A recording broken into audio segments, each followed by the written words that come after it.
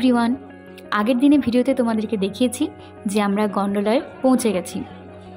আর তারপর আমরা গন্ডোলা রাইডের জন্য লাইন দিলাম। লাইন দেওয়ার পর টিকিট চেকিং হলো।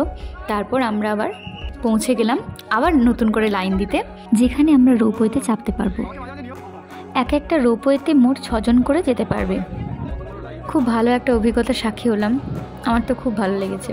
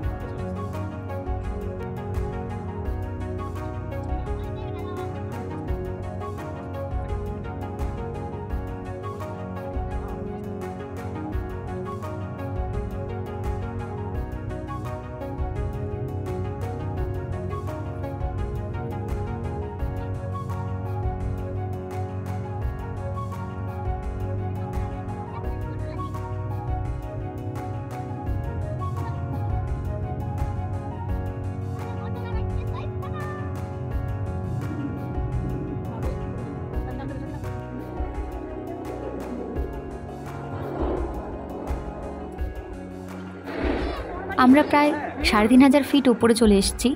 আর এখানে আসার পর সবার বলবো না, কিছু কিছু মানুষের ব্রিদিং প্রবলেম হয়। তো আমি ভেবেছিলাম হয়তো আমার সমস্যা হবে বা ভমিটিংয়ের প্রবলেম হবে, তো কিছু হয়নি যাক। তো কিন্তু আমার হাজব্যান্ডের প্রচণ্ড ব্রিদিং প্রবলেম হচ্ছিল।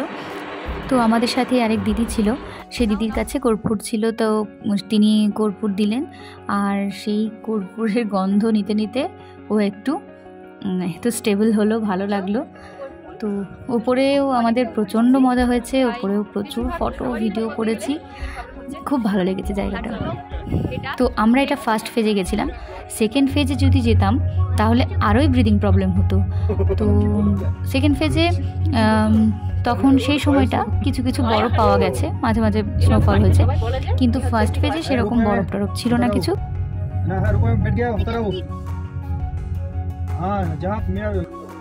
আমাদের গুলমার্গ ঘুরে দেখা কমপ্লিট হয়ে গেছে।